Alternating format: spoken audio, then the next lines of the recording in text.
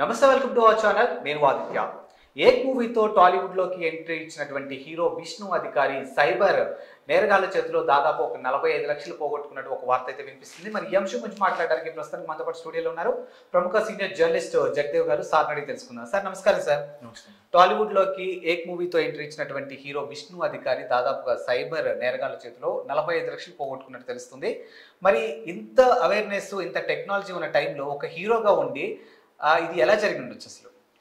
ఇప్పుడు సైబర్ నేరగాళ్ళ ఇష్యూస్లో వాళ్ళకి హీరోనా, ఆయన జీరోనా, లేదంటే సామాన్యుడా, డబ్బున్నోడానా కాదు. అంటే నా క్వశ్చన్ ఏంటంటే, ఆయన ఒక హీరో, ఇంత అవేర్నెస్ ఉంది, నలుగురికి చెప్పాల్సిన ఆయన ఈయన ఎలా మోసపోయాడు అని. అదే చెప్తున్నానండి. ఎలా అంటే టైం అంటారు. మన సింపుల్గా మనకి ఏదైనా ఆన్సర్ చెప్పలేని పరిస్థితిలో టైం అంటారు. ఇంకా డీప్కి వెళ్తే కర్మ అంటాం మనం. సో ఇక్కడ ఈయన చూడండి, అసలు బాడీ లాంగ్వేజ్, ఫిజిక్ కూడా చాలా ఒక హాలీవుడ్ రేంజ్లో చాలా ఇదిగా ఉన్నాడు పర్సన్. ఆయన ఎక్కడో నార్త్ సైడ్ నుంచి వచ్చి ఇక్కడ స్థిరపడిన ఫ్యామిలీ అనుకుంటున్నాను. విష్ణు అధికారి. మనకి జనరల్గా విష్ణు అంటాం, బా అంటేనే నార్త్ సైడ్ వాళ్ళు ఎక్కువగా వా పలకరు కాబట్టి. సో ఆయన సొంతంగానే మంచి బాడీ బిల్డరు. కొంచెం ఏదో సినిమాలో అవన్నీ ఇంట్రెస్ట్ ఉండడం మీద ఆయనే డైరెక్ట్ చేసుకుని ఒక హీరోగా కొన్ని సినిమా ఏక్ అని ఏదో సినిమా తీశారంట. తర్వాత హిట్ మ్యాన్ అనే సినిమా తీశారు. హిట్ మ్యాన్ అంటే హాలీవుడ్ సినిమా లాగా టైటిల్ ఉంది, బట్ అది తెలుగు సినిమా అంట. నాకు ఈ ఇన్సిడెంట్ జరిగిన తర్వాత దాన్ని తెలుసుకునే ప్రయత్నం చేశాను. సో ఆయనకు అట్లా నేమ్ ఫేమ్ ఉంది కాబట్టి ఆల్రెడీ పెట్టి సినిమాలు తీసి కొంత డబ్బులు పోగొట్టుకున్నాడు. ఎందుకంటే దానికి పూర్తి స్థాయిలో నేము ఫేము మంచి కలెక్షన్స్ వస్తే వాళ్ళు పెట్టిన పెట్టుబడికి అందులోనూ అంత ఫెమిలియర్ కాదు కాబట్టి ఆయన. సో వస్తుంది. ఇవాళ రేపు పెద్ద పెద్ద హీరోలుగా చాలా నష్టం వస్తుంది నేపథ్యంలో. బట్ ఈయన మంచి సినిమాలు తీశాడు. ఇది ప్యారిస్ కేన్స్ ఫెస్టివల్ వరకు కూడా వెళ్ళింది, గొప్ప విషయమే. కాకపోతే అక్కడ వెళ్ళాలన్నా, దానికి అప్లై చేయాలన్నా అప్లికేషన్ కూడా చాలా కాస్ట్ ఉంటుంది. ఎన్నో డాలర్లు కట్టి వాళ్ళు మూవీని పంపించాలి, వాళ్ళు చూడాలి, పిలవాలి. ఆ ఇన్విటేషన్ కూడా ఎంతో ఖర్చు అవుద్ది, వీళ్ళు ఎక్కడి నుంచి ఖర్చు పెట్టుకుని వెళ్ళాలి, ఇన్ని ఉంటాయి. సో మొత్తం మీద ఆయన వెళ్ళాడు, అన్నీ చేశాడు. అయితే మళ్ళీ నెక్స్ట్ ప్రాజెక్ట్ చేసుకోవడానికో లేదంటే ప్రస్తుత మనుగడ కోసమో ఆయన ఉన్న నేపథ్యంలో సైబర్ నేరగాళ్ళు చూశారు. మేబీ స్టడీ చేశారో లేదా ప్రాంక్ కాల్ లాగా జనరల్గా చేస్తుంటారు. ఊరికే కాల్స్ చేస్తారు. చేసినప్పుడు ఎవరైనా కనెక్ట్ అయ్యాడా, వీడు కొంచెం వాయిస్ మాడ్యులేషన్ మనకి ఏదో క్యాచీగా ఉన్నట్టుంది, మనకు దొరుకుతాడు అనుకుని చేస్తారు. ఎందుకంటే ఇక్కడ విష్ణునే కాదు, మన ఒక 2-3 ఇయర్స్ బ్యాక్ మాజీ ఎంపీ కర్నూలు డాక్టర్ సంజీవ్ కూడా ఇట్లాగా డాక్టర్ పైగా చూడండి. మరి అక్కడ ఇప్పుడు ఈయన అనుకోండి, ఏదో సినిమాలు ఆ యావిగేషను టెన్షన్లోనో లేకపోతే ఫైనాన్షియల్గా ప్రాబ్లమ్స్ వల్ల ఏదో మనకి ఏదో చేస్తే డబ్బులు వస్తాయనే ఆశతో ఏదో చేసి ఉండొచ్చు. బట్ ఈయన స్టేచర్కి ఏం చేశారు వాళ్ళు, మీకు యూట్యూబ్లో కొన్ని షార్ట్స్తో కానీ లేదా యూట్యూబ్లో కొన్ని ప్రోగ్రామ్స్ చేయడం వల్ల మీకు డబ్బులు వస్తాయండి, దానికి మేము ముందు ఇంత పే చేయాలంటే అది చూడండి 45 lakhs.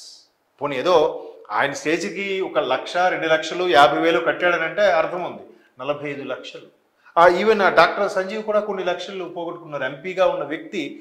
బట్ ఆయన ప్రజాప్రతినిధిగా ఉండి లోక్సభ ఎంపీగా ఉండి కూడా ఏం చేయలేరు సైబర్ క్రైమ్ పోలీసులు కూడా. అంటే ఇప్పుడు మొన్న కూడా రీసెంట్గా మా ఎంప్లాయ్ ఒకడు ఆయన ఏదో కొంచెం టెన్షన్లో ఉండి ఒంట్లో బాగాలేదు. సో అవతల కూడా ఎవడో చేసిన తర్వాత ఆయనకి లైక్ ఈ మధ్యకాలం మీరు అబ్జర్వ్ చేశారు లేదు, హెచ్డిఎఫ్సి మీలో అకౌంట్ ఉన్నాయని చెప్పి ఎక్కువగా వస్తున్నాయి మెసేజ్.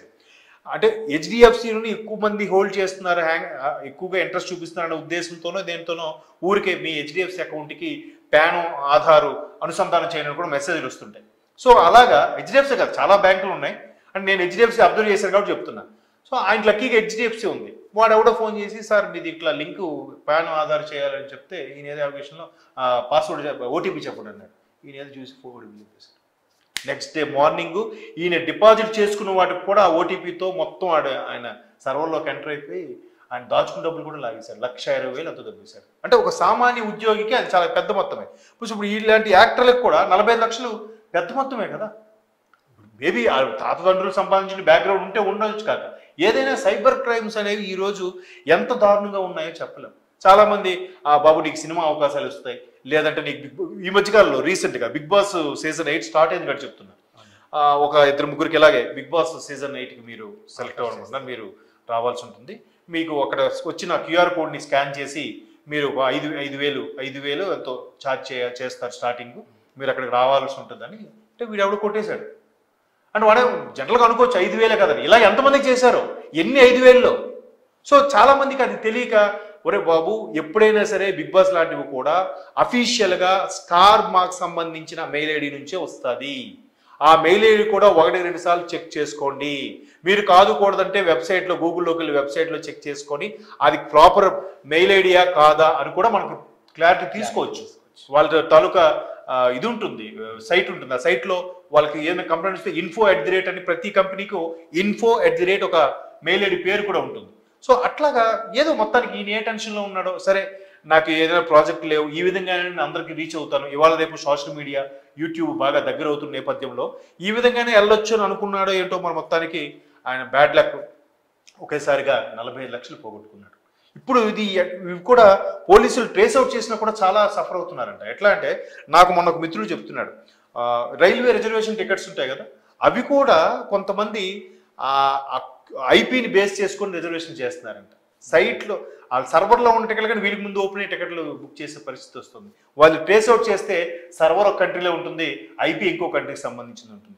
అలా ఉన్నప్పుడు ఎంత సైబర్ నేరగాల ఆటలు కూడా కట్టించాలని ఎంతమంది మేధావులు, ఎంత టెక్నికల్గా నెట్వర్క్ అడ్మినిస్ట్రేటర్స్, సెక్యూరిటీ అడ్మినిస్ట్రేటర్స్ వచ్చినా కూడా ఫైండ్ అవుట్ చేయలేకపోతున్నారు. ఇప్పుడు ఆ కంట్రీలో ఒక సర్వరు, ఈ కంట్రీలో ఒక ఐపీ అంటే ఎట్లా పట్టుకోగలుగుతారు? అది ఎక్కడికి వెళ్ళింది, ఎవరికి వెళ్ళింది? అఫ్ కోర్స్ మేబీ అది మన ఇండియా వాడు నొక్కేశాడా, దుబాయ్ వాడు నొక్కేశాడా, రష్యా వాడు నొక్కేశాడా తెలియదు. సో అట్లాగా ఇవాళ రేపు ఐపీ బేస్ చేసి కూడా కాల్స్ చేస్తున్నారు. నువ్వు ఒకవేళ చేసినా కూడా ఆ నెంబర్ ఎవరిదో తెలియదు. సో అందుకే మనం కూడా జాగ్రత్తగా ఒక ఫోన్ నెంబర్ ఓపెన్ తీసుకోవాలనుకున్నా కూడా ఆధార్ని లాక్ చేసి పెట్టుకోవాలి. ఫోన్లో కూడా ఆధార్ ఇచ్చేటప్పుడు కూడా ఆ ఫోన్ నెంబర్కి కరెక్ట్గా మనమే వాడాలి. మనం వాడకుండా ఇంకెవరికి ఇచ్చినా కూడా దాన్ని చింపేసి పెడాలి. దాన్ని నేను వాడట్లేదు అని చెప్పేసి వాళ్ళకి చెప్పాలి. లేదంటే అదే సిమ్ను పట్టుకొని నేరాలు చేసేవాడు దాని ద్వారా మనకి కాల్స్ కనెక్ట్ చేస్తాడు ఇంటర్నెట్ ద్వారా.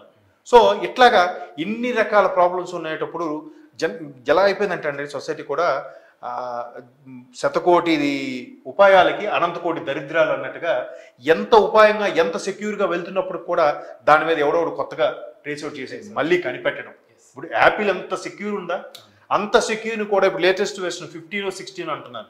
దానికి కూడా మీ నెంబర్ వితిన్ ఫ్రాక్షన్ ఆఫ్ 5 minutesలో ఒక చైనా వాడు దానిలో ఉన్న బగ్ కనిపెట్టాడట. ఈ యాపిల్ ఈ సిరీస్కి ఈ ప్రాబ్లం ఉందని వాడిని వెంటనే ఎన్నో లక్షల శాలరీ ఇచ్చి యాపిల్ కంపెనీ వాళ్ళు తీసుకున్నారు వాడిని, ఆ చైనా వాడు. అంటే చూడండి మనిషి మేధస్సు ఏ స్థాయిలో పనిచేస్తుందో. ఇలాంటి మంచికి ఉపయోగించాడు సరిపోయింది. అదే వాడు నేరాలకు ఉపయోగిస్తే యాపిల్ ఫోన్లు కూడా చేస్తాడుగా. మొన్న ఎలక్షన్స్ ముందు యాపిల్ ఫోన్ కూడా అందరికీ మెయిల్స్ ఇచ్చిందిగా, సుమారుగా 50-60 వేల మందికి మెయిల్స్ ఇచ్చిందంట. యాపిల్ ఫోన్ కూడా ఈ పర్టికులర్ సిరీస్లో ఈ ప్రాబ్లం ఉంది, మీరు జాగ్రత్తగా ఉండాలి అని. సో ఈ నేరాలు పెరుగుతున్నప్పుడు అక్కడ హీరో కావచ్చు, ఒక ఎంపీ కావచ్చు, మరొకటి సామాన్యుడు కావచ్చు, ఇట్లా ఈరోజు మనకి ఈయన ఫెమిలియర్ కాబట్టి మనం మాట్లాడుకుంటున్నాం. ఇలా కాకుండా రోజుకి ఎన్నో జరుగుతున్నాయి, ఎన్నో ట్రాన్సాక్షన్స్ కూడా అయిపోతున్నాయి. ఇమ్మీడియట్గా పడిన వెంటనే డ్రా చేసేస్తున్నారు కూడా. అది మనం జాగ్రత్తగా ఉండాలి, తప్పదు అంతే. Thank you sir.